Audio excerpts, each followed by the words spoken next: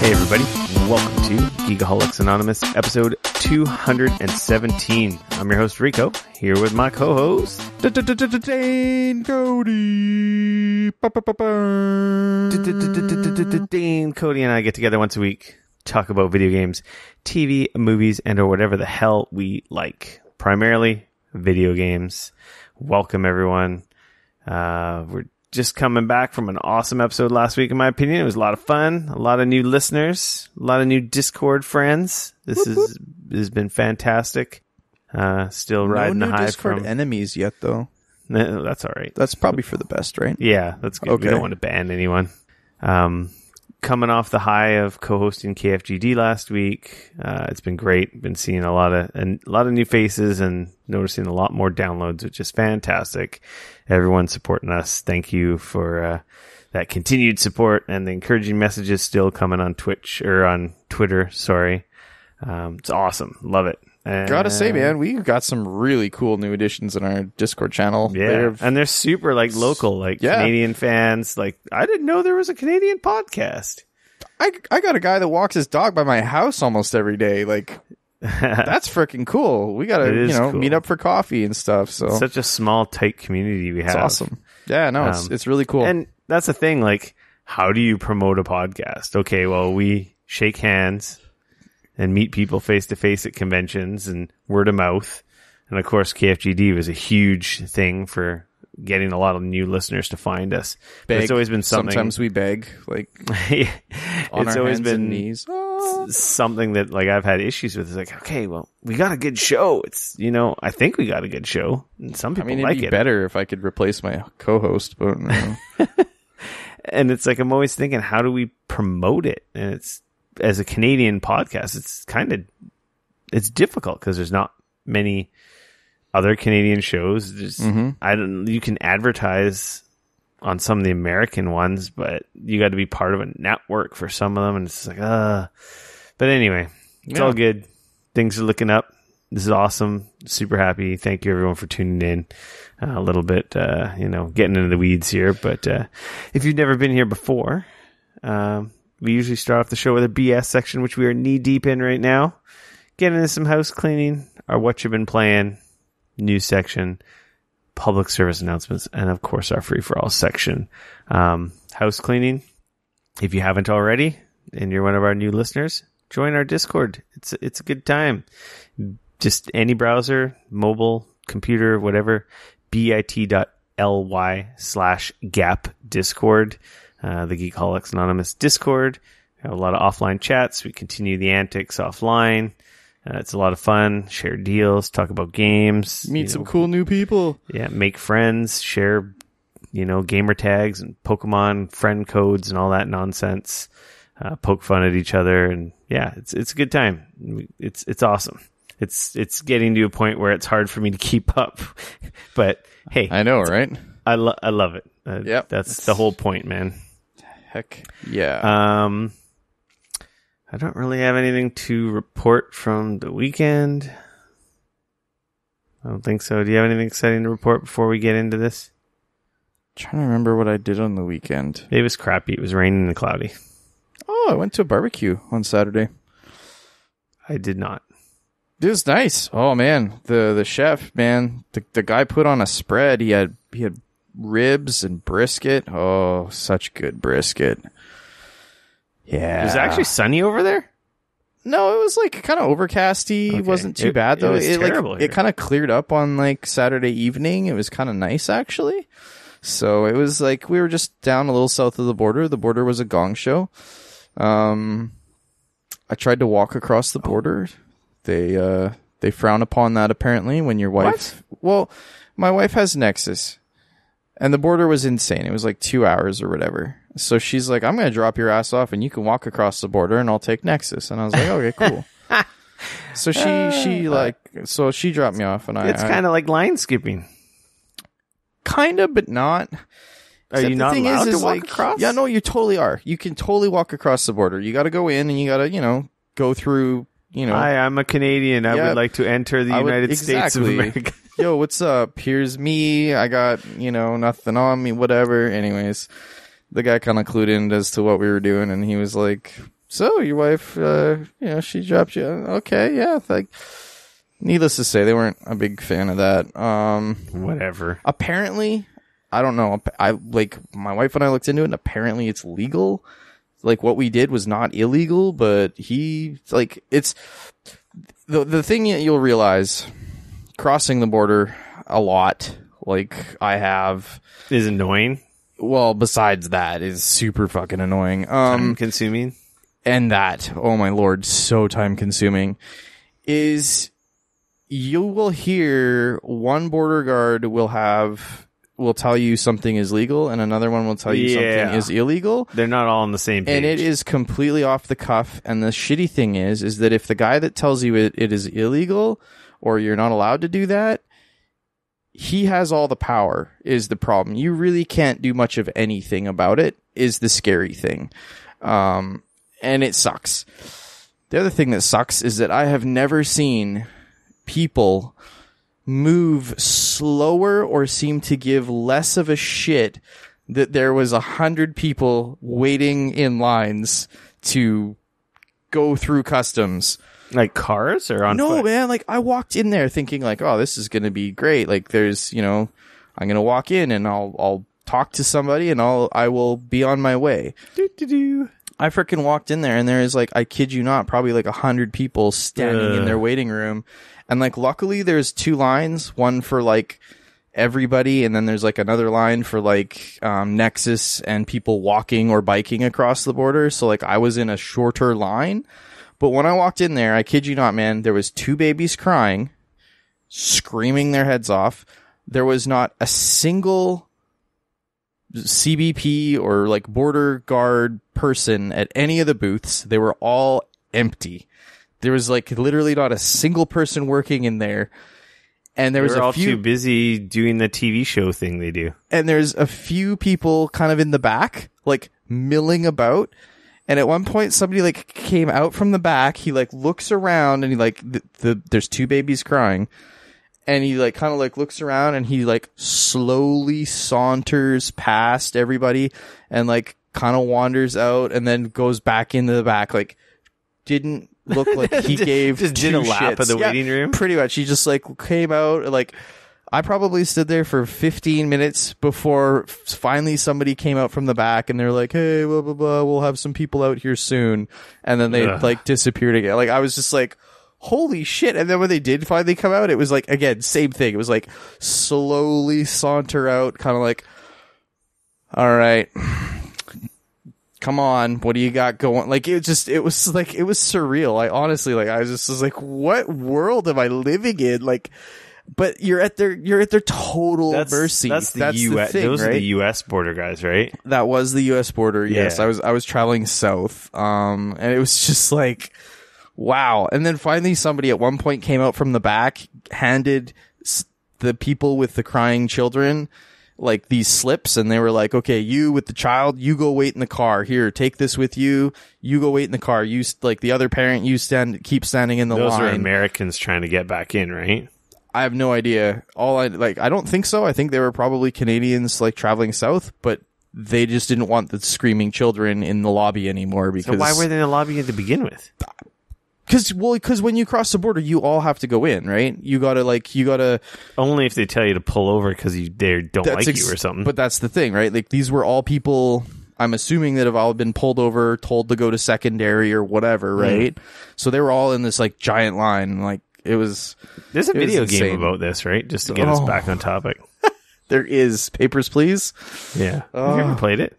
I haven't actually, but after my experience, maybe I kind of want to. I own it on Steam. I think I do too. So, anyways, it was like awesome time, and the guy gave you shit for walking in the first place. He was totally like, yep. He's like, I'm gonna let it go this time, but just be aware that we don't, Wow. And I was just like, all right, well, whatever. And then I continued to do my wander.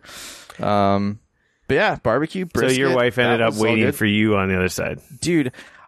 It was hilarious because like the border, I think the wait said like an hour. It was like 90 minutes or something like that. And I think by the time, like, when she like let me out of the car, by the time like I got back in the car on the other side, it was like, I don't know. It was like, I think we maybe saved 10 minutes or something like that. Like, it was brutal. We were both just like, well, that kind of didn't really work out. That wasn't really worth it. Yeah, so I need to get my Nexus. That's the moral of the story. It lasts like 5 years. I need to get my Nexus. It is. It's also pretty expensive, man. It's like $200 or whatever.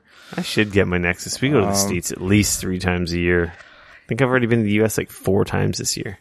Yeah, I've been there a few times already this year. That's the thing, though, is I go down for PAX, and then I go like across maybe 2 or 3 times the rest of the year, and it's like, I don't know, it's not that big. Like, anyways, it's summer. The borders are crazy. Yeah. It's stupid. I've always got PAX. Yep. E3's like a 50-50. And then we'll have usually a Hawaii trip and a Disneyland or Disney World trip. So that's where I get my 4 times a year. Yeah, so I mean, if you're flying, Nexus can definitely help in those cases as well. Yeah. You do get the Nexus line. Just kind of reminded me from the weekend because the weather was crap. Mm-hmm. And of course, I got the solar system at home, so I was like very curious to see how it performs in like a rainy, super overcast day without a single ray of sunlight. Still managed to generate 25 kilowatt hours of power, which is pretty close. Is that like enough to like run your house for the day? Like, I don't really have any. That's pretty close to enough to running my house for a day. Like, we usually have zero idea of like, we use between 30 and 40 power I use, right? So.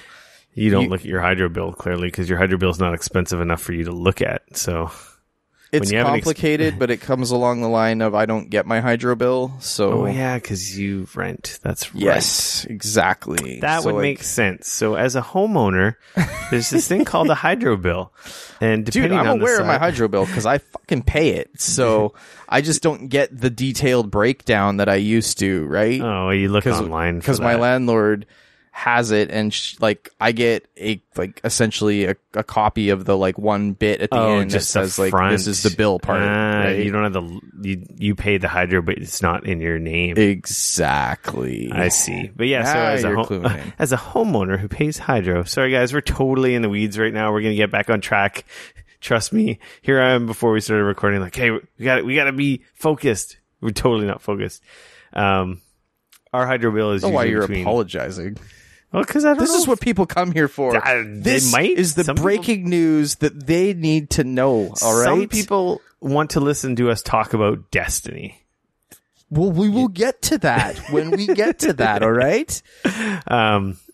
So my house, we're usually between 30 and 50 on a good day. Sometimes we get up to 60 kilowatt hours when we're really bad.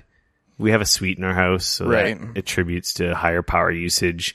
We had how many loads of laundry you're doing. Yeah, we had a power gremlin, which we figured out and fixed. Don't want to go into it. Long story short, for 10 years, we've been probably paying like wasting a third of our electricity on this power gremlin that I just figured out recently with the use of Power Monitor. Interesting, infuriating story for another day. And anyway, on a rainy day, I want to know what it is. On a rainy, crappy day, our solar system did 25 kilowatts, which is like, it doesn't cover it. Mm-hmm. But on the sunny days, like this last week, we've been generating between 88 and 100 kilowatt hours a day, which is 2.5 times what our daily usage is, which is amazing. Right. And that banks. That's why we didn't get a battery. I think I kind of talked about this last week. Did I talk about it last week? Yes, no. I mean, you've talked about it before. I don't know about specifically last week. So with the solar system and where we live, they have net metering. The power I don't use goes into the grid. I build a credit with the power company. Right. And then when I'm not generating solar, like right now in the evening, the power I'm using from BC Hydro, well, they're minusing it from the credit I've built during the day. Or the days, because the last week, man, I've generated so much power with this awesome weather. Right. That it's like, I've generated enough power to run my house this last week for like 3 weeks. Which is awesome. Yeah. So I'm so in love with it. It wasn't cheap. So it's rad so long as you don't lose power, though, because you didn't get the battery. I didn't get the battery, so I'm still, unlike you with your power outages over the weekend. My weekend, that's the other thing that I totally, okay, well, now that we're into it now.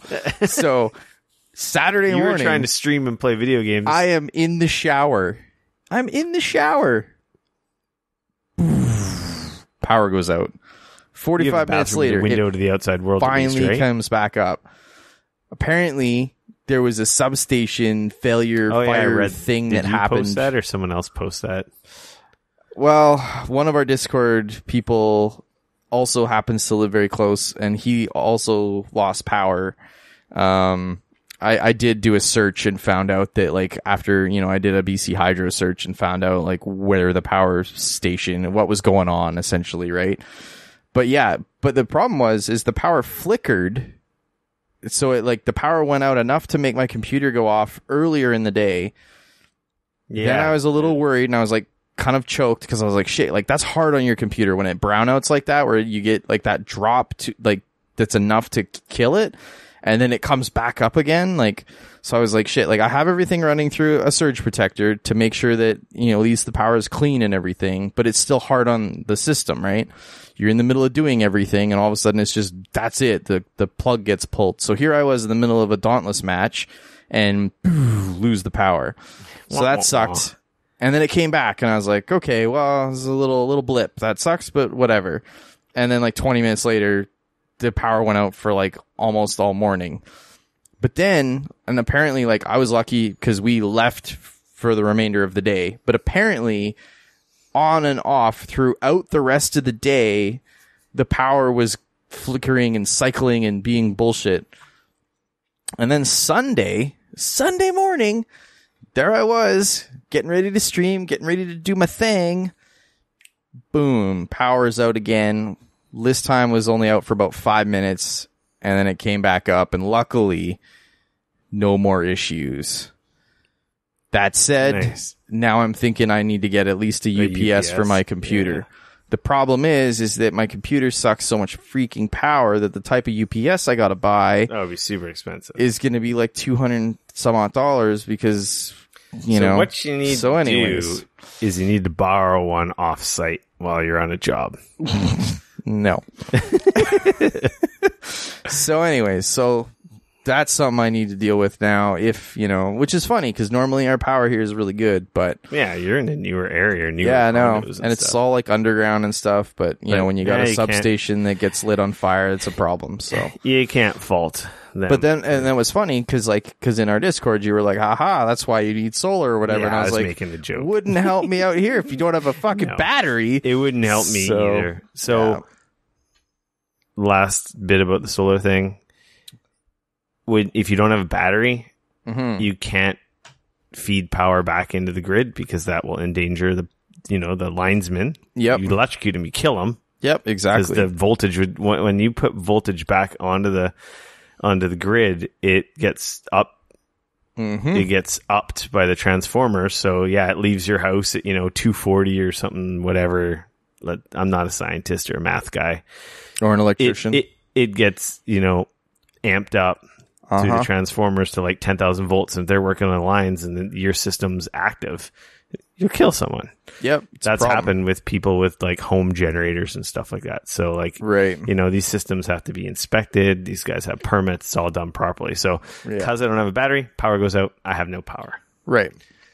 If I had a battery, I would have power. I'd be the only house in the neighborhood with power. One day I'll probably get a battery, but we didn't get one. It's a lot of money. It's a lot of money. And the power is so cheap, and the fact that the power companies here do net metering, it doesn't justify having the battery. And we have power outages maybe 2-3 times a year, if that. Yeah, that's so. See, and that's like our thing is like we usually rarely lose power. Like so, it was a little strange over the last couple of days there where we lost power multiple times. We were both like, "What the fuck is going on?" So. Yeah, so if you guys have questions about the solar stuff, feel free to hit me up on the Discord, on Twitter, wherever. I'd gladly talk to it about it. I have a 14 kilowatt hour system. That's what it's rated for generating at peak. So if we turn everything on in our house, like dryers, air, heat pump, all that kind of stuff, I think maybe we can suck down 10 kilowatts. So that's it. An hour. Okay. Right. Anyway. So yeah, it's awesome. I love it. Sweet. Highly recommend it if you have a lot of money burning a hole in your in your pocket. Yeah, I don't have that problem at all. And the last thing before we get into what you're playing, speaking of power, I used Supercharger for the first time. It blew your mind. Pardon? It blew your mind. No, but it charged my car in like 15 minutes. I mean, that is literally the whole point. It was awesome. I've never seen them. I knew we had some in town at the big fancy mall in town here. Right. Called Uptown. They have like 16 Tesla Superchargers. They have a whole section of the parkade with big Tesla writing on the walls. Yep. And it's like all branded and stuff. And, you know, I used a referral code because one of my friends had a Tesla, so I have a bunch of free supercharging kilometers. Nice. I almost said miles. But time. We're not Isn't in the it US. like time, like kilowatt hours or whatever? Pardon? Isn't it like kilowatt hours? No, or you whatever? just get like kilometers. You get like a distance. Oh, interesting. Okay. Depending on the promotions. Right. So yeah, it took about 15 minutes to charge, which was crazy. And how low were you? Like half, quarter? We were pretty low, probably 20%.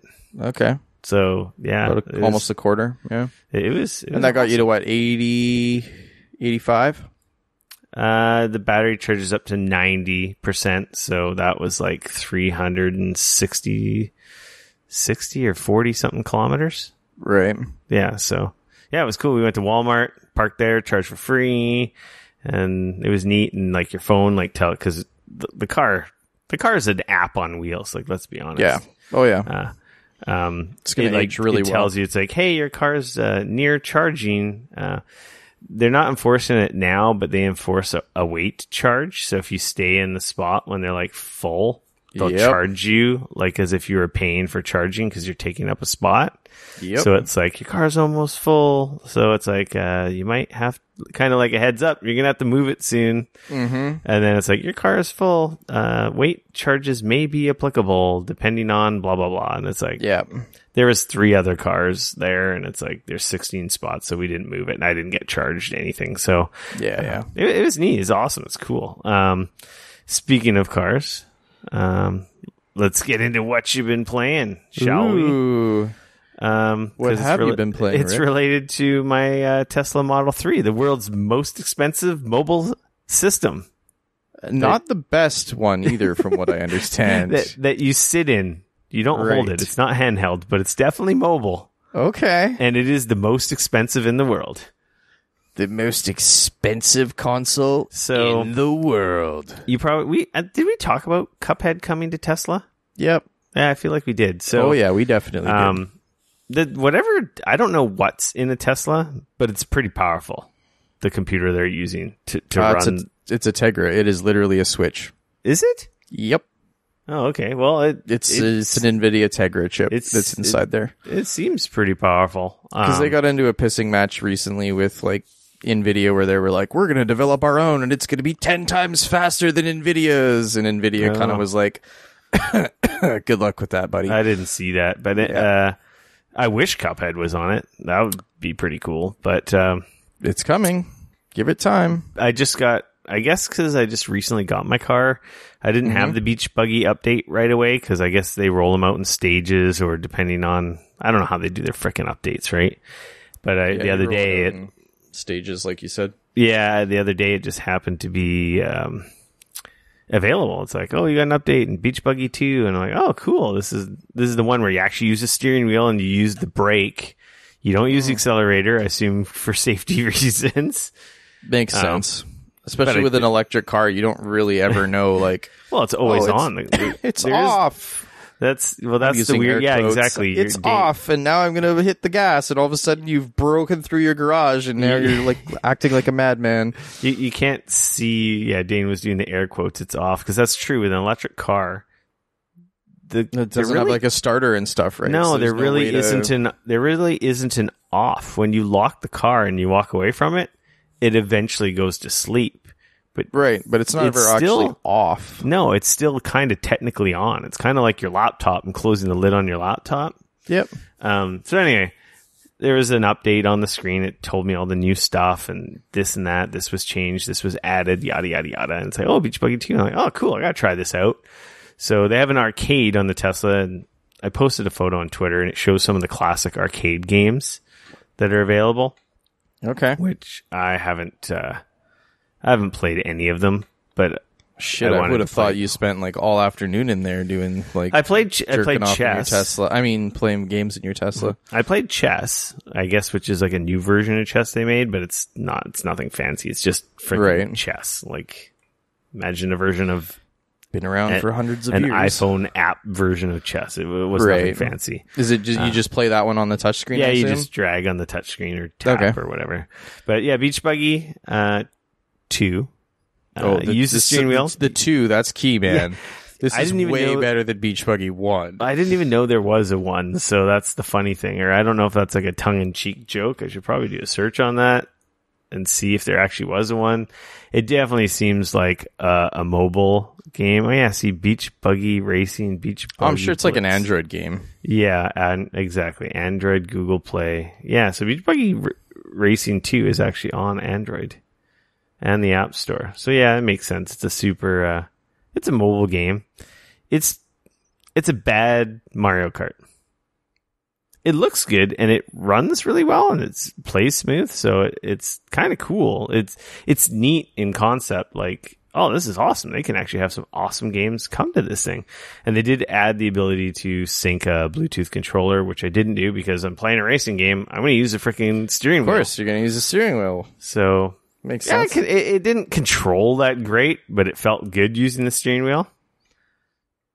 Okay. But it is literally Mario Kart. It is. Like, did it feel kind of weird to be like having the steering wheel here, but then being like looking off to the right, sort of? Yeah, it's in a weird way, because it's in the middle console stack, right? Like it's not in front of you directly. It's pretty close to the steering wheel, so it's off a tiny bit. It's not enough to be like, oh, it's terrible. It's fine, but It was just controlled kind of loose. Like it wasn't a good Mario Kart, so it might feel different using like a Bluetooth controller. I'll report back next week. What I really want is I want Cuphead to come to it because it's a gorgeous screen. Like it's a nice screen. I believe it's really like I want to say it's a Samsung in that. I think if memory serves correctly. I don't know if it's a 15-inch or 17-inch, but it's a pretty damn big ass screen. It is a pretty big screen. As we both Google it. Screen in Tesla? 15.4 inch. Yeah. 19. Yeah, it's a 1080p screen. Makes sense. Cool. Yep. Yeah, I mean, it's just a big ass tablet. Speaking of the car still, I also I took off the ugly hubcaps and oh, thank God, and put my wheel the wheel cover kit on, so it looks pretty sweet now. It looks really angry. It's awesome. Word. So Beach Buggy 2, bad Mario Kart ripoff. It's kind of neat playing in a car. It's like, this is cool, but end of the day, do not buy a Tesla Model 3 to play video games. Is the long and short of this story. I feel like if that was the thing that you had a problem with, then you have more problems. But it is pretty stupid to say that I own the most expensive video game system in the world. It's kind of funny. Yeah. Okay. Yeah, you're not wrong. I'm like, I mean, yes and no, like, because really it's essentially just like running a proprietary, like it's really just the screen. It's just a tablet installed in the car. Yes, exactly. I understand. But it is mounted in there and is not designed to come out. So, but using the steering wheel and the pedal, that's true. That's true. It's a little level of integration, one level up. It's stupid. It's stupid. It's so dumb. If they could give it some real horsepower, man, and you could play like Gran Turismo or something on there, that would actually be pretty rad. Oh man, I love my car so much. Any excuse to drive, man, I'd take it. I cleaned the car tonight, and it's like, I gotta go whip down the highway and dry it off. Jeez. Yeah. Moving along. Funny. Dane. Yo. You checked back into Anthem and the amazing Cataclysm DLC, which is going to bring Anthem back from the dead and make it a top streaming game around the world. Well, if it's any indication, let me lay it out for you last. So, So I thought I would, this Anthem, the Cataclysm DLC came out. So there's a big patch. There's been multiple patches since the game came out. And this is like the big new one. I own it as much as I have EA Access, Premium or whatever for a year. So I still am subscribed to it. So I get it. It is a free update. So if you did buy Anthem, you do get it. It's a big chunk of stuff. There's several new missions, kind of leading into, I think there's 3 of what I understand, like 3 fairly good sized sort of story missions with cutscenes and stuff, leading into the actual Cataclysm, event. So I started last night on the first chunk of it. It's, also I will say, like, when you go out into the world right now, it's all like, it's like the whole outside roaming part of the map. Like if you jump into free play, the open world areas, free play area. Yeah. It's like you're on the very edge of a storm now. Like you're not kind of right in the middle of it, because that's the whole thing with the Cataclysm, is it's like this big storm that has like showed up, and you have to sort of try and stop it from being a problem. And so like when you go outside now, like the sky is all dark, and it's like it acts like there's like this crazy, like I said, it feels like you're right on the edge of a storm, which is it's neat, like, because it does feel different, and like they actually sort of changed some stuff in the game. They've made some smart changes. I don't know how much, to be honest. I didn't sit down and go through like their change log for this particular update, outside of obviously the Cataclysm stuff and the new missions and whatnot. But I do know that they released some new weapons. I do know that there's some new like armor and stuff. They have added, one of the new things that they did add as well is there's now a melee slot for like a melee weapon. So you can do that, which is kind of cool. They didn't have that before. You can now go straight into a mission from inside the main area. Mm-hmm. Helpful. You don't have to run. Stuff. Yeah, they've made a few small quality of life changes that are very nice. Not enough personally, but they're definitely there, and it is definitely appreciated. How's that? I watched the stream and I'm like, yep, that sure looks like Anthem. It totally was. And that's the thing, is it's like playing Anthem is fun. Like it's a fun gameplay loop, like you're flying around as Iron Man. You're feeling like a badass. Like I feel like they've made a bit of like, changes, I think a little bit to the balancing, which I think it felt a little better now. That said, I know that this DLC came out like just a few days ago. I don't even think it's been a week yet. I think it was like the end of last week that this came out, and I was playing it. It was last Tuesday. I think it came out the day that I recorded KFGD. Okay, so it's essentially a week old. Yeah. And I will say that I jumped into Anthem on PC, so I'm playing it on PC. I jumped into Anthem, and I played for an hour and a half last night, and not once did I have another human being end up in my game via matchmaking or anything else. I essentially didn't see another human being at all. Cool. That does not bode well for this game. So how did you play? Like you were playing with other people, weren't you? Nope. You weren't? All by myself. Like straight up. That's what I was saying. So like I jumped into the game, and like when you do a mission, it runs matchmaking at the beginning, right? Yeah. And if it doesn't find anybody after X amount of time, you just go into the mission. And I believe that up until, like if there's another person that is also trying to do that mission, if they say for the first half of the mission or whatever, if there's another human being that queues up, they'll throw them in your game. And I did that whole first Cataclysm mission, and I didn't have another human being show up in my game. Oh, wow. Like, that kind of surprised me. And then I played one Cataclysm mission, because like I said, there's like the 3 to open the whole story stuff up. I played the first one, and then I actually played just another sort of side mission because I'm level 24, so I'm trying to get to level 30, which is the level cap. To, you know, that's where you can play some of them, like the raid and like more of the end game stuff. The strongholds. Yes, exactly. Of the higher difficulty or gear level or whatever the hell their stupid system is. Yeah, they're world tier. It's similar to like Destiny where you do like the world tier stuff. Anyways. So yeah, so neither one of those missions did I have anybody queue in with me at all. Sweet. I didn't see another human being. You sure you just weren't doing the wrong stuff? Apparently I was. I don't know.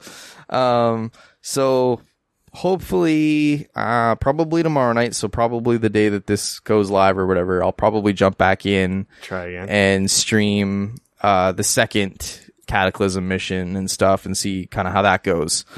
So we'll see. Maybe people were just like afraid to join you because you were like one of the top Anthem streamers on Mixer. I mean, maybe I was at number 2 at that one point, which is, you know, pretty crazy.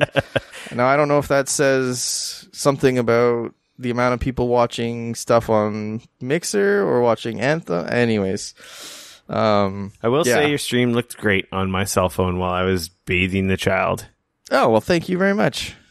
I appreciate anybody that pops in and even just says hi for a few minutes. It's nice. Real sharp. So I've been, you know, like I said, like last stream or last week, I've been trying to get into it. So I definitely streamed a bunch of Anthem, like I said, last night. I streamed for 4 hours, 4 or 5 hours, I think it was, on Sunday. So I started streaming at around 3 in the afternoon, and I stopped at around 8:30. So I played some Division 2, continued on my journey there, because, you know, that game is trucking along doing its thing, and here I am, not even have finished I don't want to call it the single player, because it's not, but like the story mission in the game. So I'm working on that. That game's still really fucking good. Yeah. And then I jumped in at the end of the night, played some Smite, got my ass beat down, which was awful. But then had a lot of fun because Liu jumped in with me and we lost together. So, but hey, it was some close games. We had good times. That's the official correct pronunciation. I believe so. Yes. Okay, good. I'm still scared to say it. You don't. Yeah, you can. I mean, I'm shortening it up a little bit, but I'll mess it up somehow. Oh, probably. But yeah, that's cool. I watched but it was streams. Great. Yeah, I installed Streamlabs because you motivated me. Our conversation we had last week about the get over it being perfect and just do it. So I downloaded Streamlabs, I installed it, and then I got a black screen. But we talked it out. I got a picture. I think I got it figured out. I might potentially start streaming some Destiny over the next few days. And I will share that on the Discord and bring you guys along on what I've been playing. Yeah, there you go. I've been grinding that Solstice of Heroes event in Destiny 2. I am probably 3/4 of the way through grinding my blue set. So I'm almost at the point of getting the legendary set on my Titan. Ooh. And speaking of Destiny, I hear that Solstice is a real grind. We'll have some more to talk about Destiny in our news section because they did have an event today talking about the Shadowkeep and the Armor 2.0. Right. It looks like they're complicating the shit out of the armor. It's awesome. Yeah. I've been playing that, and it looked like a super daunting task, and I've actually been blazing through the blue set, which is kind of nice. Okay. And then, of course, I've been playing Fire Emblem, over-leveling and grinding and not progressing the story, which is micromanaging all my tea times, my lunch with my students, dinner with my students. What chapter are you on now? 3? I'm still on chapter 6, but I think I've done, all my guys are, level 18 or 19. I think they're way over-leveled from where I'm supposed to be. All right. I don't care. You're enjoying it though. I'm Obviously, enjoying still loving it. I'm building up their weapon levels, and relationships and whatnot. So I'm an idiot. Anything like new or different or anything that stands out in that game since the last time we talked that you're like, holy shit, it did this? I have a better grasp on all the systems and what I'm supposed to be doing. Okay. I recruited one of the teachers onto my team, I guess, because my stats. You choose like something I talked about it the first time we talked about Fire Emblem. There's 3 houses that they make you choose one of the houses to basically align with. It's almost like it's in the name. Yeah, it's like crazy. It's like 3. Who would have thought there'd be 3 houses in Fire Emblem? 3 houses. It's like 3 I guess it's kind of like 3 campaigns in terms of you want to replay it, and there'll be a little different perspective and different storylines between your characters.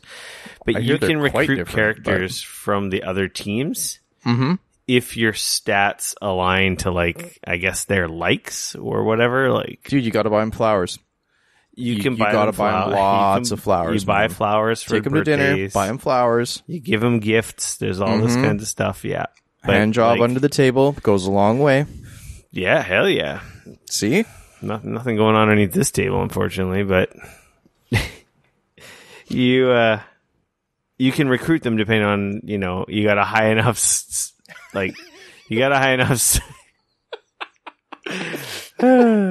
You got a high enough. Sorry. God damn it.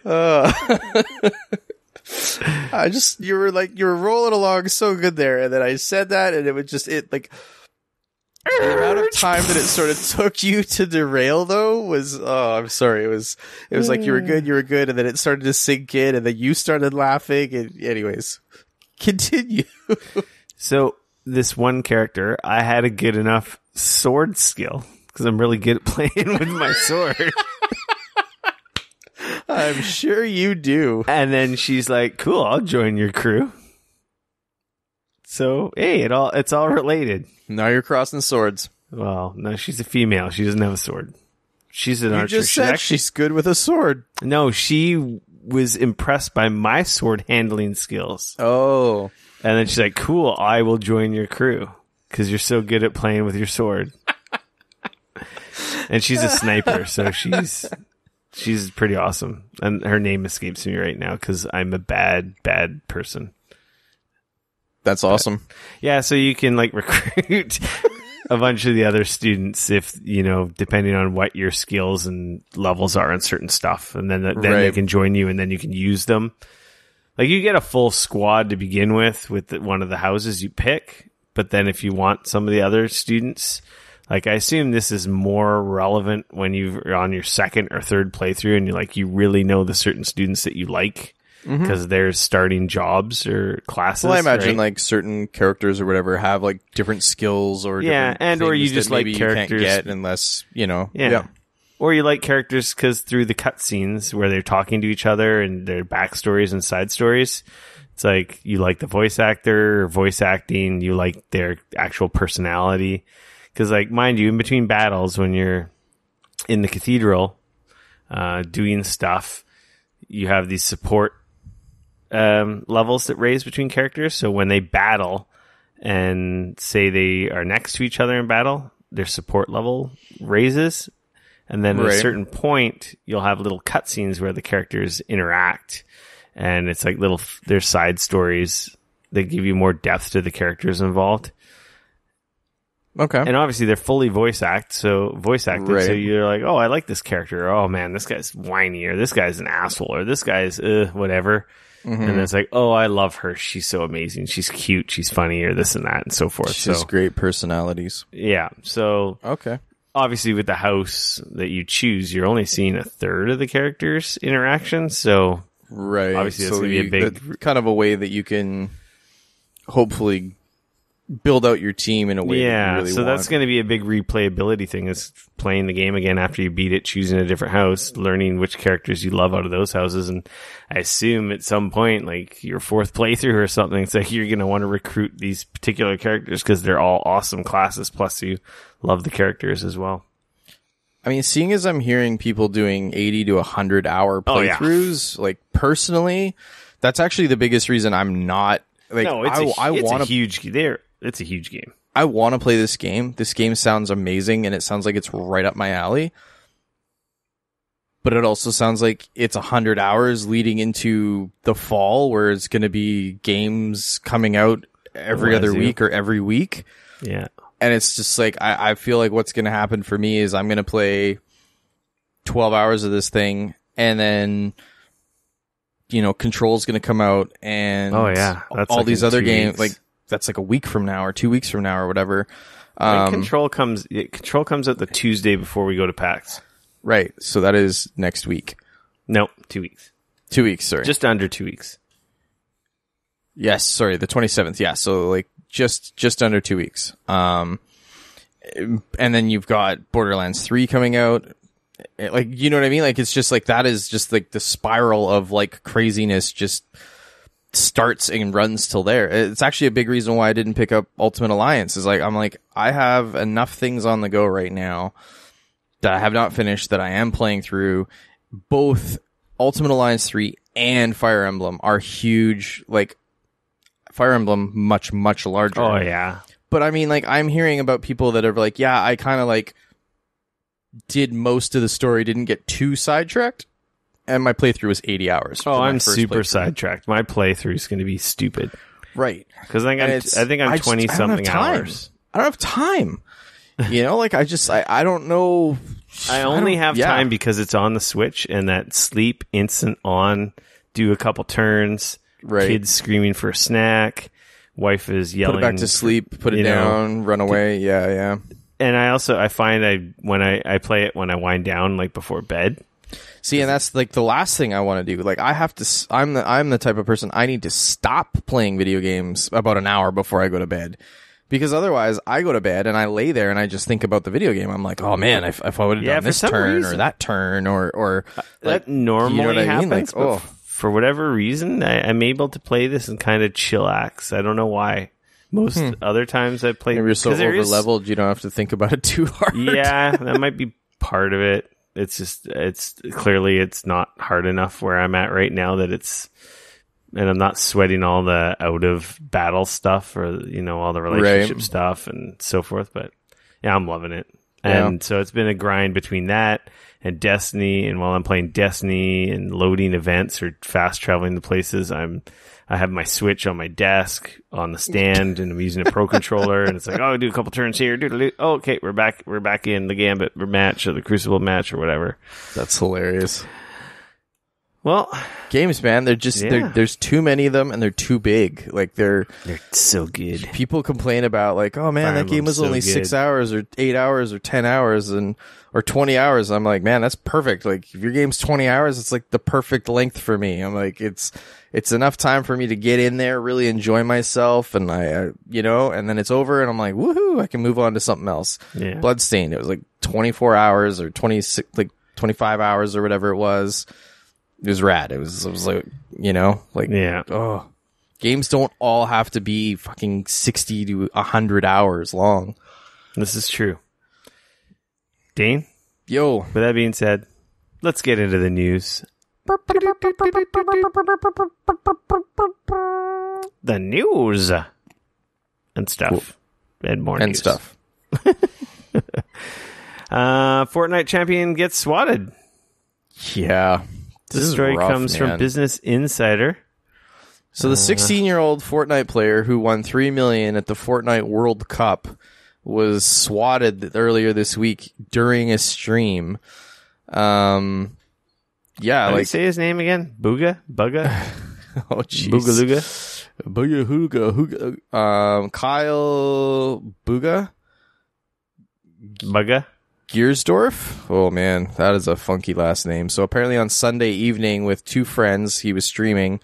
When he suddenly left during, like, right at the end, you can actually, like, find the video. We'll put a link in the page, but he's playing, and, like, all of a sudden he just, like, right near the end, the circle's closing in on him. He's playing obviously team.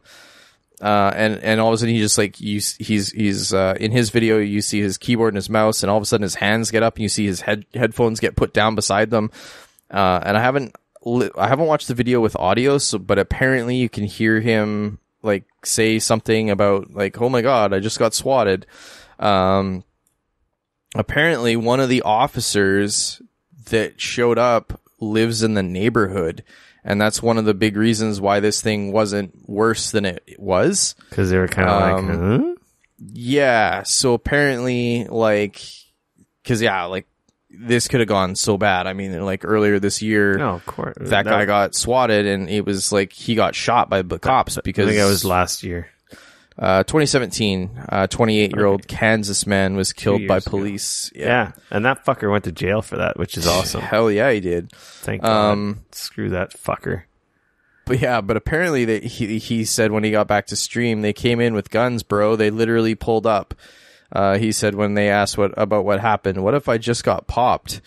You know, like that's scary. That's scary stuff. Like, and like he's, you know, a big, I mean, especially right now, like he's a big deal. Like he's young, but he's, you know, he just won the Fortnite World Cup. Like he's, you know what I mean? And like, yeah, I don't know. That's like, what happens. I really hope that they track these people down and like lay the smackdown on them, because that shit can go sideways and real Thankfully, bad. nothing bad happened. Yeah, exactly, man. So none of our listeners would ever do that, or any of our friends would ever do that. It's such Hell a no. dumb thing. Hell no.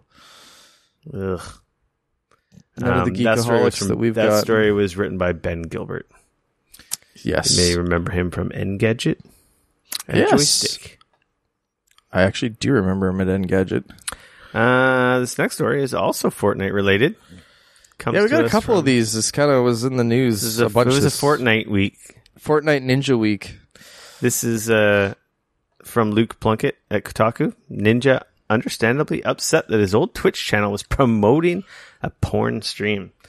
Tyler Ninja Blevins, who recently left his 14 million follower Twitch account behind to go and stream on rival platformer Mix, has issued a statement labeled "disgusted and so sorry" today after that now dormant account, which he no longer operates, was promoting streams from other users, including one broadcasting pornography. For so those of you who don't know Avon, basically, or you missed last week's show, or live under a rock, or don't give a shit about Ninja and Fortnite, he moved over to Mixer, and he abandoned. You know, you can't be a Mixer streamer and be a Twitch partner because Twitch don't like you doing the dance back and forth, yada, yada, yada. So the interesting thing that somebody pointed out to me is that technically he's still a Twitch user. He can still, in theory, he could still stream. Like, I don't know what, obviously, he's, you know, his deal with Mixer and stuff is aside. I'm pretty sure he's not going to. Clearly. But still, technically, he is a user on Twitch. He's just no longer a partner on Twitch, which means that like he could still come back and utilize that account if he wanted.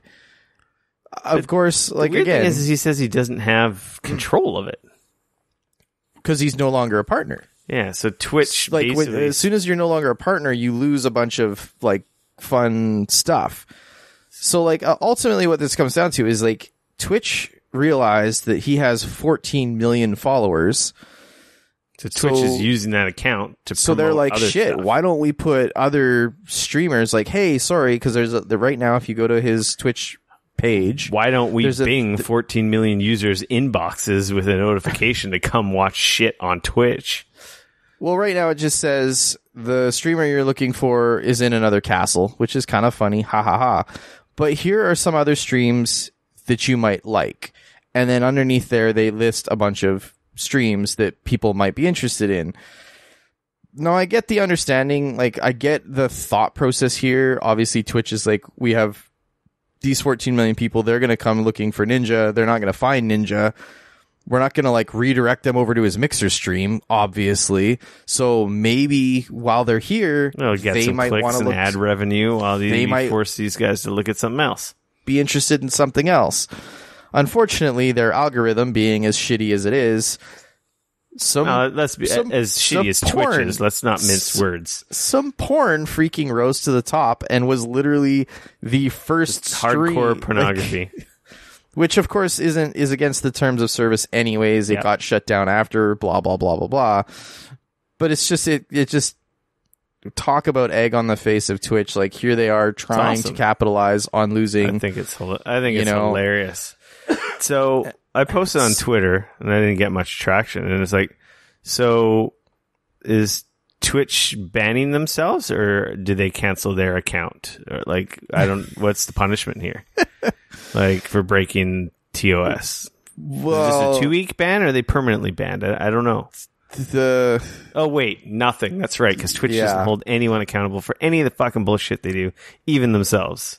Like, well, I mean, obviously the stream that was running the porn, they have been suspended. Blah blah blah. Yeah, but of course, the guy probably made a throwaway account. But the whole fact that this happened and no one did anything about it because the algorithm.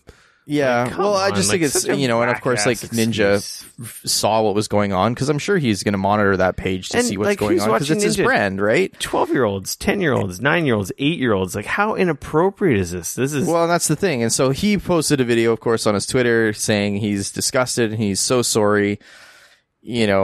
Obviously, he's got no control over that now, since he's left the service and he's no longer a partner. And he, of course, didn't have anything to do with that, so he wanted to get out in front and say, like, hey, sorry about that. Oh man, I love it. I don't know what they were thinking. So happy that Twitch is having all these negative stories.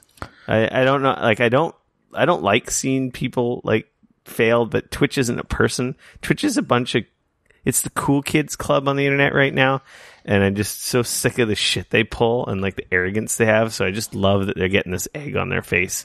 It's like, you guys have been doing so much stupid shit. Like, get your act together.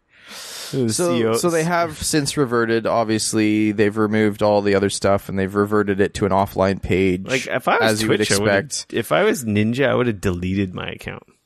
Like, so, just like, boom, peace. So, like, since this whole thing did happen, Emmett Shear, Twitch's CEO, did put out a thing and said, I want to apologize. I apologize directly to @Ninja that this happened. It wasn't our intent, but it should not have happened. No excuses. No excuses. He said that the company has been experimenting with how recommended content was displayed across Twitch when the pornographic stream appeared on Ninja's page. Shear added that the account behind the stream has been permanently banned and that the channel recommendations have been suspended while we investigate how this content came to be promoted.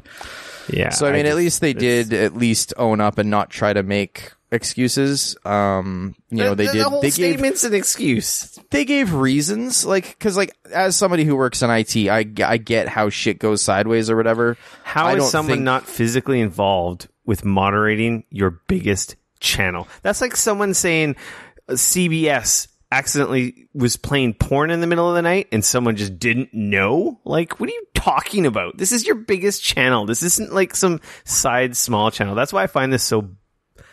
I don't know. Sorry, I don't know why I get so the crazy angry. thing is, though, is that this kind of shit has happened before on network television.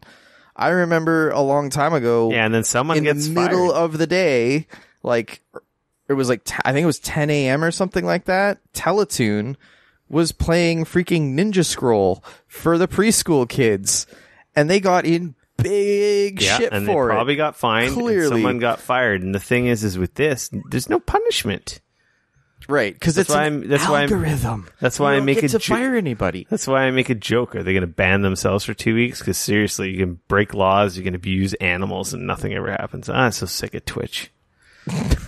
Yeah, sorry. That's why I stream on Mixer. What's up? I'm just sick of the whole. It's just a circus over there, man.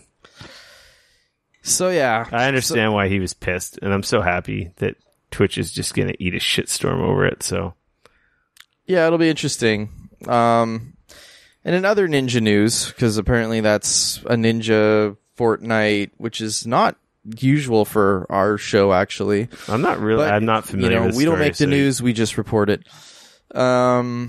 Apparently yesterday, everybody woke up to Ninja giving out his phone number.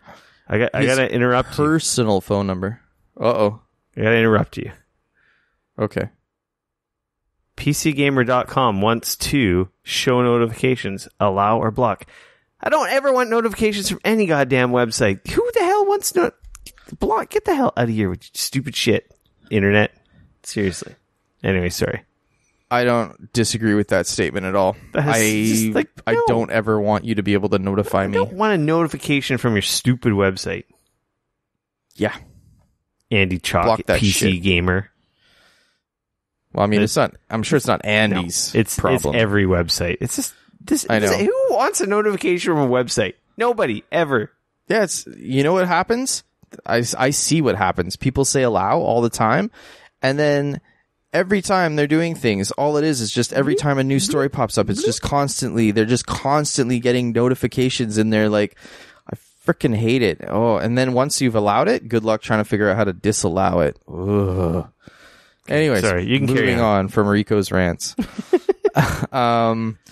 So yeah, this was 2 days ago. So there was a couple of days ago. Ninja invited his 4.7 million Twitter followers to hit him up at his personal phone number for some fun and games. I'm going to be able to contact you guys, text you guys personally, send you guys awesome videos behind the scenes and other such content, he said. He also said that he'd be texting a couple people back personally to set up some Vic Roys in Fortnite later in the week, which I'm assuming is Victory Royales. Brace yourself for crushing disappointment, ladies and gentlemen. It's a marketing thing. Clicking the link results in an automated response with a familiar, friendly message and a link to ninjascommunity.com page where you can enter your name, location, gender identity, date of birth, and agree to an extremely long terms of use page governing your limited, non-exclusive, terminable right to receive and send communications through the community messaging platform. The terms of service say community gives its users the ability to send and receive text messages to and from clients like Ninja, which sounds kind of cool, but then it comes hard with the disappointment. You understand that a message sent by a client may appear to come from a celebrity or other famous individual or influencer, but may actually be sent on his or her behalf by the public relations or other social media representatives. You understand and acknowledge that conversations using the service are not private conversations with clients, but are intended as messages sent and interactions solely for the purpose of promoting and or advertising the client and the client's products and services. It's basically a Nintendo hotline, but for Ninja through text messaging. Kind of. And it's a little bit weird. Like, it's a little weird because they also retain the right to monitor and save messages and data collected with this. It's like, I get what they're trying to do, but at the same time, it's like a little bit of this weird thing where, like, they're getting an awful lot of information about an awful lot of people. It's kind of icky because it's not really Ninja. Right. And, like, I'm sure he does send somebody. It may be like winning the lottery. One of these people who signs up for this stupid thing are going to actually get contacted by him. Right. But that's just like him at replying to you on Twitter. That's the exact same thing. Yeah, maybe. So like the writer in this story, Andy, he sent a screenshot and he shows he's like, yo, is this Taylor or Tyler or whatever? And then he got a reply and it said, sup noob, it's Tyler. Yeah, it's actually me. Got your text. Make sure you click the link and save me in your phone so we can talk. Get good. So there you go. The one thing that was missing from this is I should message him right now and see if I get the same response. I'm just actually what's missing from the story. I'm surprised. I'm surprised it isn't like 50 cents a text or something stupid like that. Oh, could you imagine 1-900? Yeah, that's where I thought this was going. Yeah, it's the whole thing is a little bit odd. Where I don't know, got to get that money while he can. Yeah. So he didn't even qualify for the World Cup. He's, Ooh. Yeah, I don't think he's hurting. No, fuck no. So he makes more money in a week than I do in a year. Yeah. He probably makes more money in a day than I make in a year. But anyways. Yeah, it's sad. Ugh. So clearly you need to start playing Fortnite. Text message Ninja at your own risk is all I'm saying. Yeah. Loot Crate, moving along. Loot Crate files for bankruptcy and lays off workers, but promises to ship remaining boxes. This comes from Gizmodo. Beth Eldrikin, and it's just kind of in here because a lot of loot crates are like video game related memorabilia or knickknacks and collectibles, t-shirts, toys, and whatnot. I mean, wasn't Loot Crate sort of designed to be like the nerd crate? Wasn't that kind of the idea? Like it was the original. There was others that have popped up, and I don't know if they're still around or whatnot, but yeah. They're filing for bankruptcy and laid off dozens of employees on top of 150 warehouse workers who were let go last month. Loot Crate plans to ship all remaining boxes to customers, but given how behind it is already, it seems like a tough promise to keep. Reading this, it looks like they took a big loan back in like 2016, 2017, and then they've been having a really hard time trying to pay it back, is what it looks like. And they're not. So it looks like this is a Chapter 11. So they are looking into ways to restructure and possibly come out of this on the other end. But if they can't restructure and get a handle on some of this, then they may be closing everything and shutting it all down. Because it looks like they still owe at least 20 million worth of shipments to customers. So that's kind of wild. Some subscribers report not having received subscription boxes in the past 3 months. Yeesh. Report service on Twitter that employees are let go without severance or benefits. Okay, fuck you, Loot Crate. Yeah, that's not great. So anyways, we Loot Crate may or may not even be a thing very soon. Yeah, that's Think bullshit. We'll see them at PAX this year? No, they're not. They're not an exhibitor at PAX. I was making a funny. I was excited for Loot Crate in the early days. Like, I subscribed for a few months, but then it's like... It's too expensive in Canada. We get boned on the shipping. It was like 50 or something bucks. Yeah, and then the shipping, like, it sucked. And then it was like, ugh. And then it was just like cheap crap. And like, I don't need any of this shit. Like, none of it. A lot of like little knickknacks and like some of it was kind of neat. You get t-shirts and stuff or whatever, but like, I don't know. Yeah, the t-shirts I always got were like the ugly color because they came in random colors. And it's like, I never wear this color. Fuck. Because they were kind of like real life loot boxes. Oh, wait, because that's literally what they were. Loot crates. So after a couple months of that and being disappointed every month, I just quit subscribing. So I don't know. Yeah. I was kind of sad at first, and now I'm kind of happy reading that they didn't give severance or benefits to their employees. I'm like, screw you guys. Yeah. That's a douchebag move. All right, Rick. What? Tell me about all the Destiny stuff. Pew, pew, pew, pew, pew, pew, pew. This week in Destiny 2. Tell me everything I need to know about Destiny 2's new armor system. I'm not going to tell you everything. I'm not going to chat your ears off. They had a stream today, and I didn't even know that it was... I didn't realize it was happening. I might have heard it. You call yourself a Destiny fan? I know. This is... Jeez. For the #1 Destiny podcast in Canada. Clearly. Don't know how not doing it right, let me tell you. They basically had a stream today talking about Destiny's Armor 2.0 system. Right. They showed off a few changes in the interface, talked about the gear, the new like power level and mods. It's pretty intense. It's a big rework on armor, but at the core of it all, it kind of just adds more depth and customization to your character, which is, I kind of feel like it's sort of there when in Destiny right now, a lot of builds revolve around an exotic armor piece, usually building around the perk associated with the armor, with the exotic armor piece. But this kind of seems like it adds like another level of depth to be more meaningful with the mods that you can put on each piece of armor. It seemed like a cool system. It was a long stream. It was like an hour. Wow. The neat thing is that mods are, once you get them, you can use them over and over again. They're not like disposable like they are now. They're not like a material or consumable. Okay. So once you attach them to a weapon, and once you unlock them, you have it available to put on any of your gear. Right. Because each you have an energy level for each piece of gear. And depending, I don't know if it's for each piece of gear, if it was for like the set. I didn't quite get that. It might be for each piece of gear. But like there's a cost associated with mods. So, there's like targeting mods, there's energy mods, there's depending on what you want, right? Faster reload, faster target acquisition, all this kind of stuff. There's seems like more of a nuance to your build now. You have more control over it.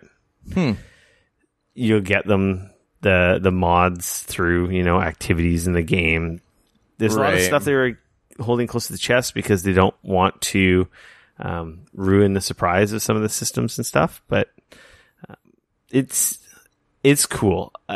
To me, I feel like armor's cool, but I don't really care about perks and whatnot because I feel like they just make so little a difference that I don't go out of my way to really look for certain roles on my armor because I kind of feel like it's kind of pointless. This that seems might like be it's changing looking like that though. Pardon? I said it looks like that might be changing though. Yeah, like, that's the thing. This definitely is going to make caring about how you build your loadout or making your loadout more meaningful in terms of, really customizing it and having it actually feel like it does something.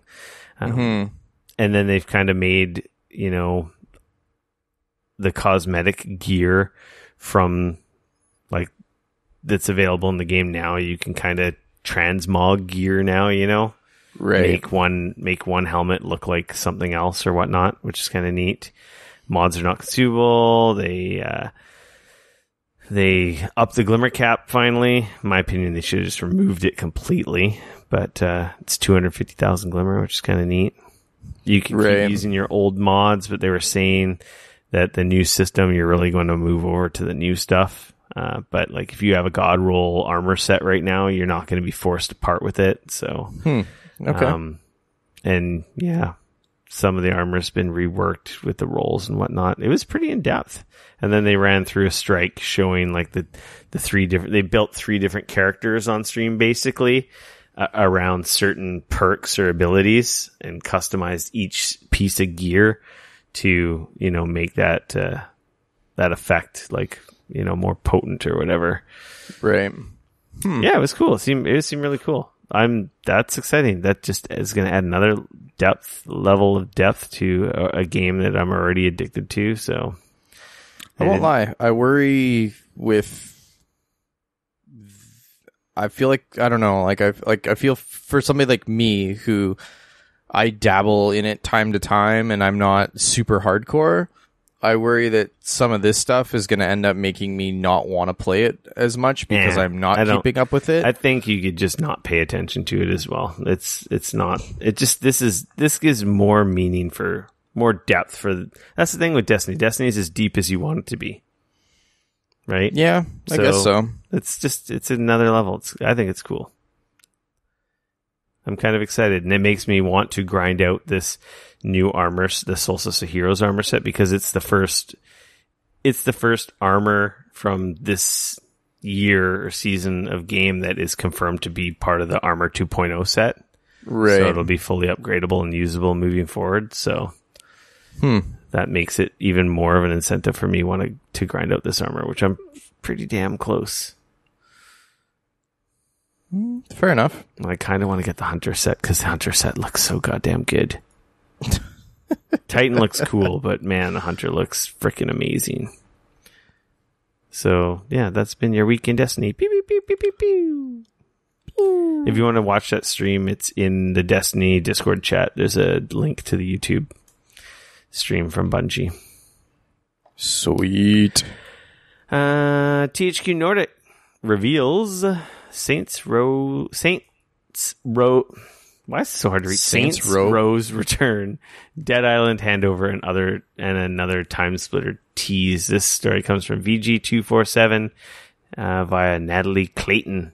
So everyone keeps going, what's THQ Nordic doing to buying all this stuff and doing all this stuff? And anyway, I don't know. Did they have like a fiscal call or something today? They had a lot of news today or yesterday. Yeah, they had like today. A big fiscal, like a big financial call. It's like, yeah, their financial call happened today.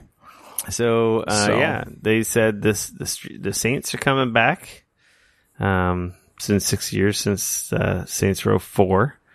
And Volition, is it Volition? Yeah, but Volition is back at work on another mainline entry, Saints 5. Right. Whether it's a name or not is on its way. What else do we got here? Dead Island 2 still in the works. It's been handed off to another developer again, though. Oh my gosh. Homefront The Revolution. Kill that thing already and start over. Homefront The Revolution, which was kind of dev Dambusters, now leading the charge, taking the reins from Sumo Digital, who itself took over from original developer Jaeger.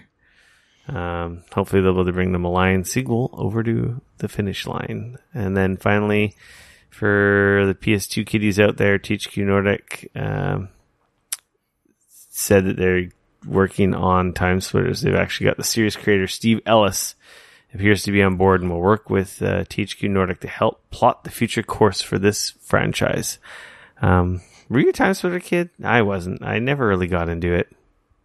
I played the first. There was 2, right? Or was it 3 altogether? I can't remember. Yeah, I definitely played the first couple. They were great PlayStation 2 really local co-op. People really liked shooter them games because they were a better shooter on console than like GoldenEye was. But the problem was GoldenEye was great for its time. Mm-hmm. But for me, I was playing PC shooters. I know. I ran into a similar problem. At that point, as good as GoldenEye was, because my friends had N64s and didn't have PCs, I had access to a PC and PC shooters, and it was like, GoldenEye is like hot garbage. We're playing like real shooters over here on the PC with mouse and keyboard. Hello, welcome to our world.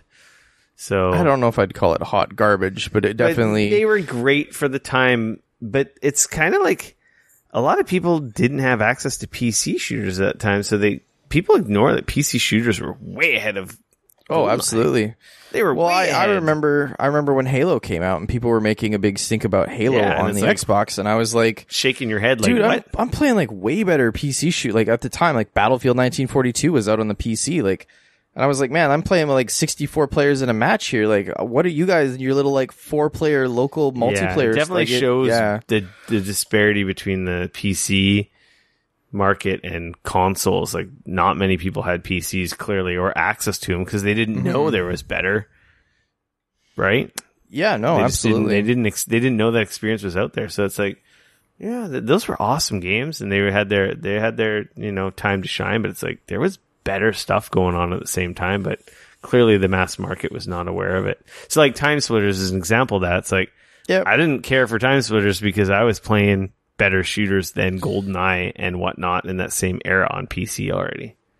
So I had a PC and I was in the same boat, but for me the thing with Time Splitters is that I have distinct memories of playing Time Splitters with friends, like, at their house or with my younger brother, like you know what I mean? Like in those situations, like it was always in a multiplayer situation with like local co-op or local multiplayer.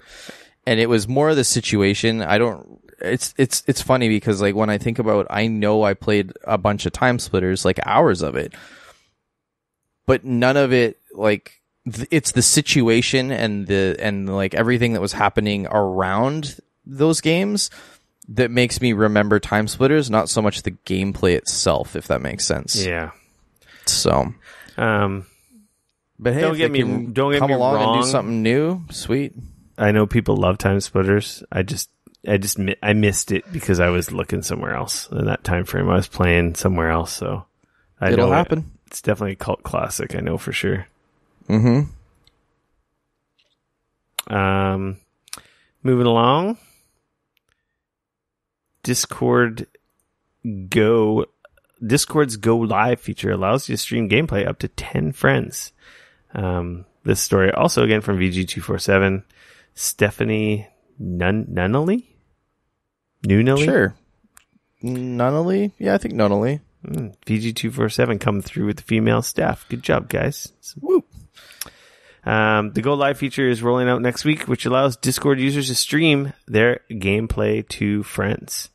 This is kind of an interesting thing. So, like, instead of streaming to Twitch or YouTube, you're only streaming to up to 10 people right on your server? All you do is hit the stream button and stream a game to your Discord server, all with one click. Friends can view your stream using the desktop app or through their browser. They can even chat with you in the process. Go Live will allow mobile spectating later this year. It's kind of neat. Keep people in the Discord environment. Ecosystem, and yeah. Huh. Maybe you don't have a lot of friends. Or you just don't want to. You want it to be in your strangers. You just want it to be your friends.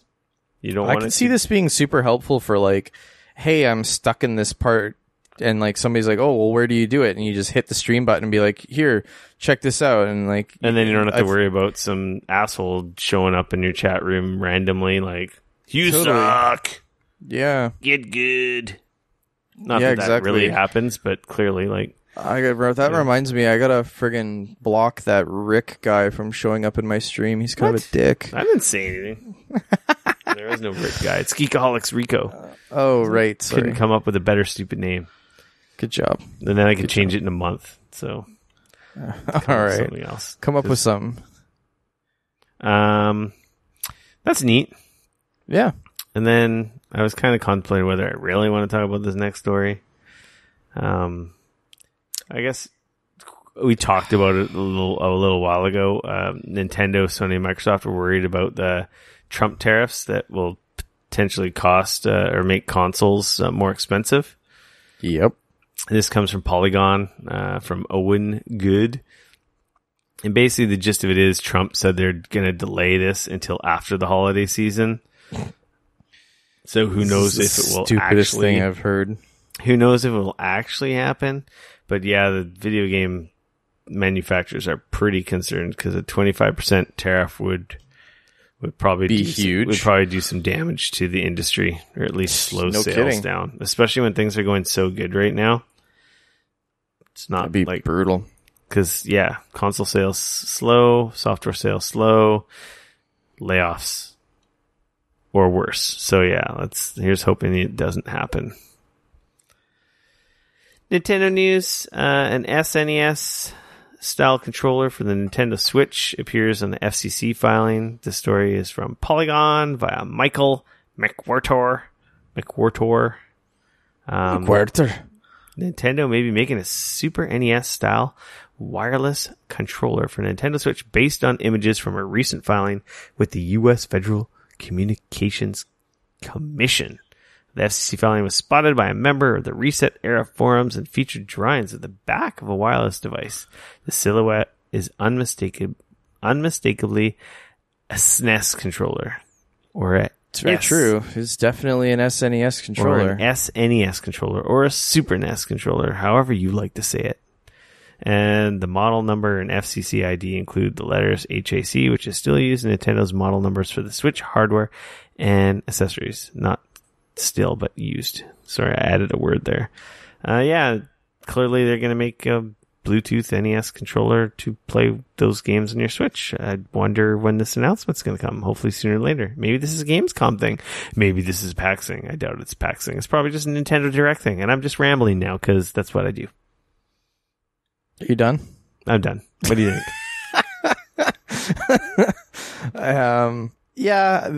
The other, seems obvious.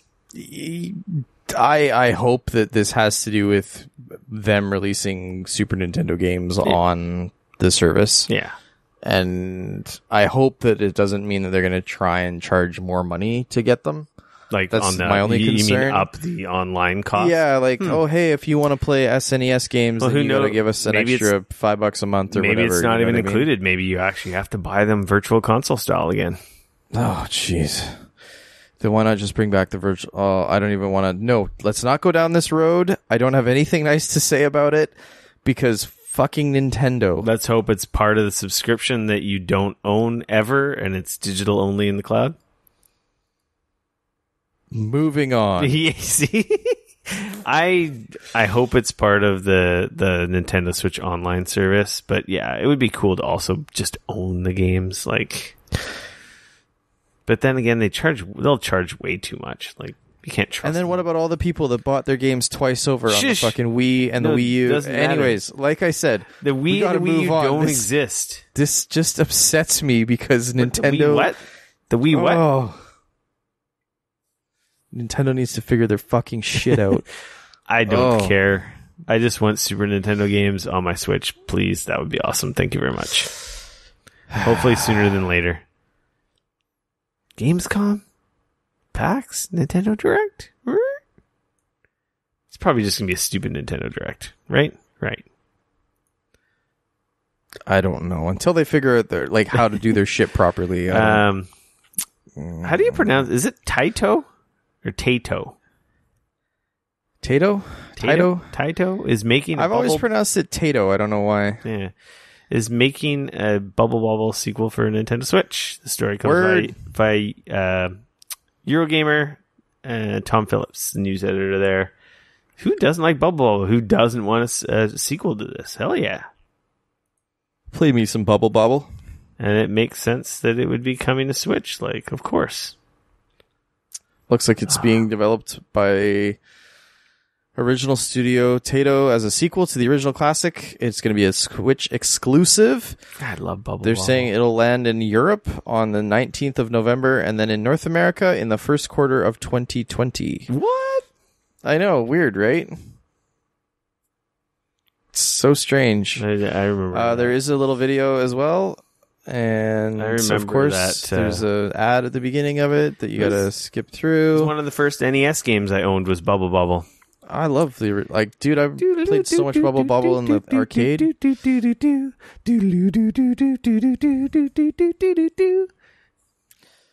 Anyway. The music's ingrained in my brain. Yeah. Little bopping dinosaurs, Bub and Bob.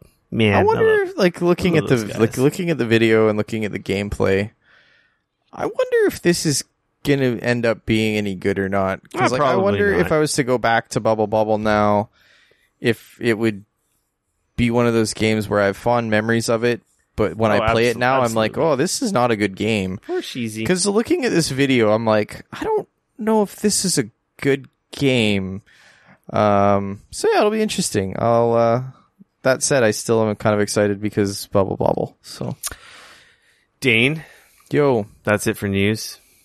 Woo. Even though this next section is still kind of news, but it's our public service announcements, which I've kind of taken it as being our section where we talk about freebie games to download on the Epic Game Store, game delays, updates, shit like that. Right? Public service announcements. Exactly. Not stuff we really need to deep dive in, because, what are you going to say? I guess you can say something about it, but, especially this first story. But Spelunky 2's been delayed. Okay. It is probably not going to be out by the end of the year. They were hoping to get it out sometime this fall. This story comes from Polygon, Michael McWhirtor again. We saw Spelunky 2 last year at PAX. I thought it looked really cool. I really like Spelunky 1. Spelunky 1 was a great PSP game. PS Vita game, sorry. It was previously scheduled to 2019 release date, but developer Derek Yu broke the bad news on Twitter saying that the follow-up to the original simply needs more time. So, yeah. Makes sense. Make it good.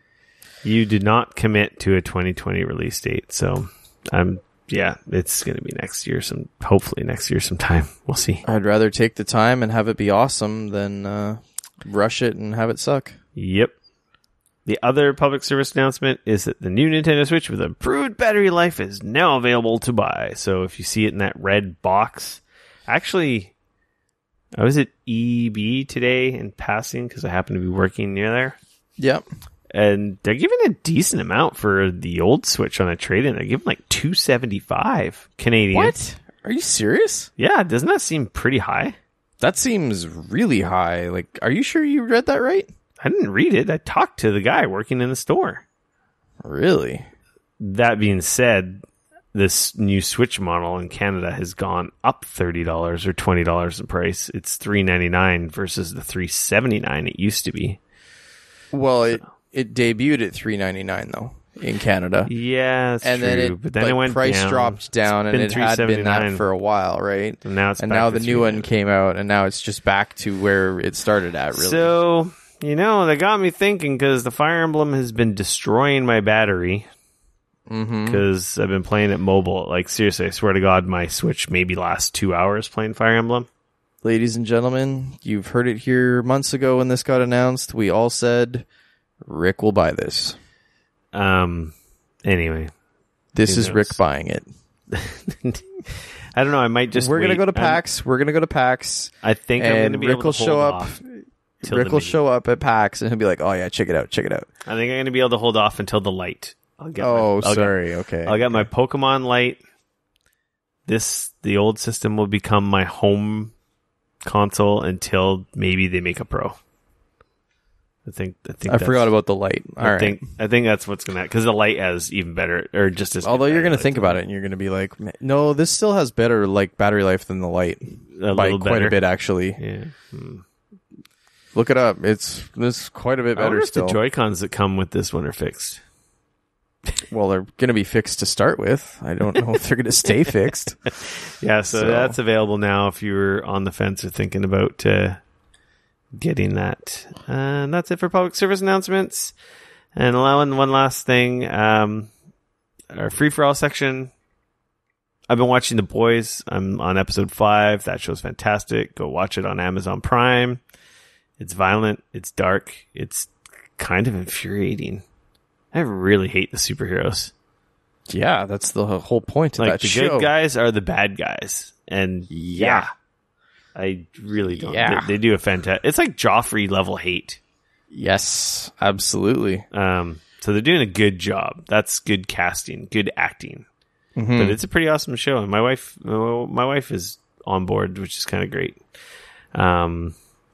Speaking of television shows that we're watching, I haven't wrote it down here, but I don't know how the hell I missed this, but little tip for anybody out there. There is currently a television show called Holy Moley. Oh, and I saw you guys chatting about this on Twitter. Ridiculous in all of the best ways possible. This is like Wipeout and mini golf mixed together? Yes, it is stupid in the best way possible. It is like extreme mini golf. It's awesome. So it's like funny. It is hilarious. My wife and I have been watching it, and I don't know. I think it's on ABC. We're watching it on Global. So if you have in Canada, I don't know what it.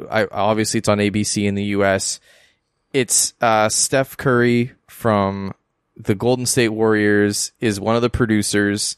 He is on it. The casting, like the people that they have who are actually commentating and stuff, it is just hilarious. They're like comedians, right? One of them is a comedian. The other one, I believe, is actually a professional golf commentator. But they were so good together. They feed off each other. It is honestly, and the people that they've got are just so good and ridiculous. Is it like regular contestants, or is it like celebrities? No, it's definitely regular people, but it is just go watch it. It's so funny. I don't know if I spelt it right on the It's outline. Yep, it's spelt just like that. Holy moly, exactly as you would pronounce it. And it is like for example, one of the holes is it's windmills, and you have to take your ball and shoot it through underneath the windmill, like you would expect. Mm-hmm. Except that then you have to actually try and get through the windmill yourself. Yeah, I think I saw a clip of people getting nailed by the windmill blades. Yes. And that's just that's like one of the holes. It's great. We have honestly, like, the people that they've got, like, they're normal people, but the commentating and like the attitude and just the people that they've selected, at least so far in the episodes we've watched, they've all just been like great fits. It's a fun, it's a happy show. It is like I said, it is the ridiculous and stupid in all the right ways. And my wife and I have been laughing out loud. It's been great. We've been really enjoying it. Just go check it out. Yeah. I highly recommend it. I don't know how nobody else had mentioned it to me, because like we watched it, we saw like a trailer for it or whatever when we were watching something else, and I was like, shit, I wonder if that's on our PVR. So like I went over there and it was on demand, and we watched a couple episodes, and we're just like, oh my god, this is great. How is it nobody's talking about this? This is, yeah, it's great. So anyways, there you go. Nice. Holy moly. Yeah. Quickly, since we're in our free-for-all section, things are not looking good for Hasbro's Transformer crowdfunding campaign. That's for the Unicron.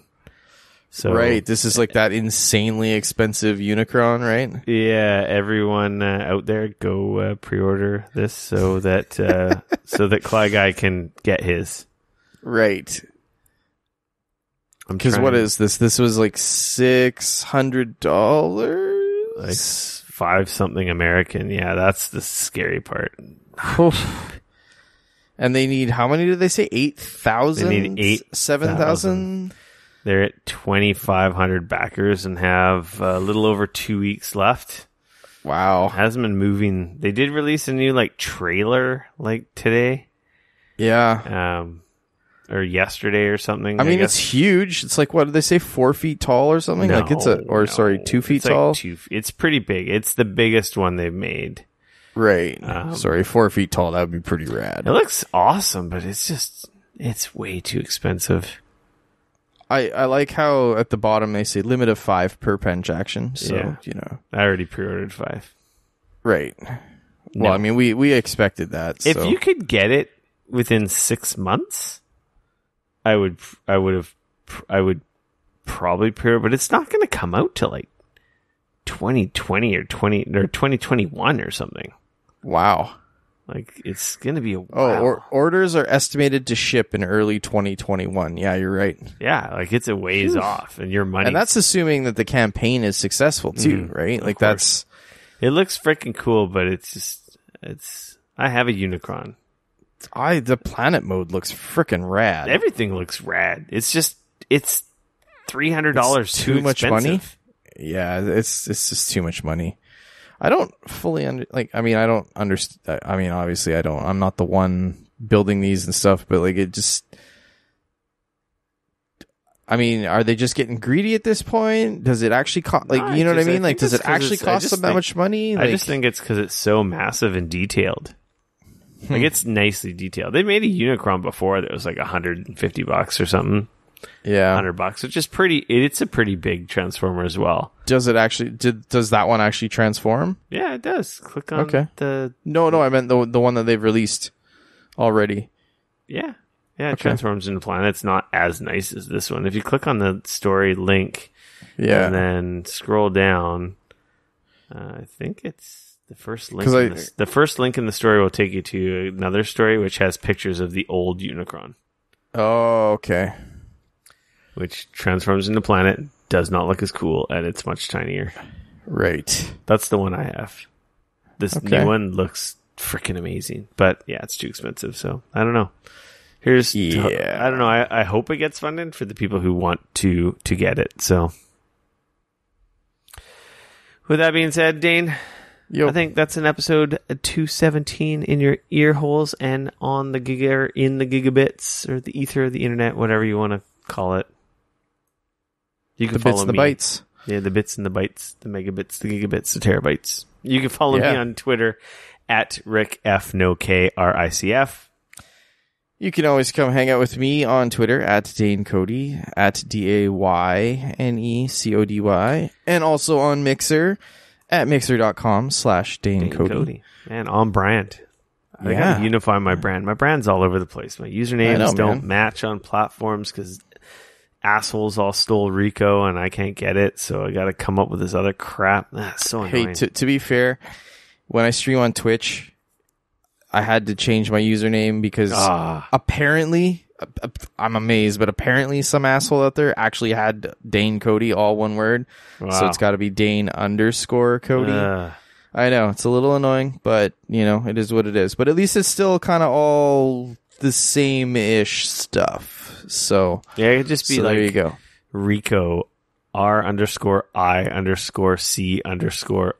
everywhere. You think that works?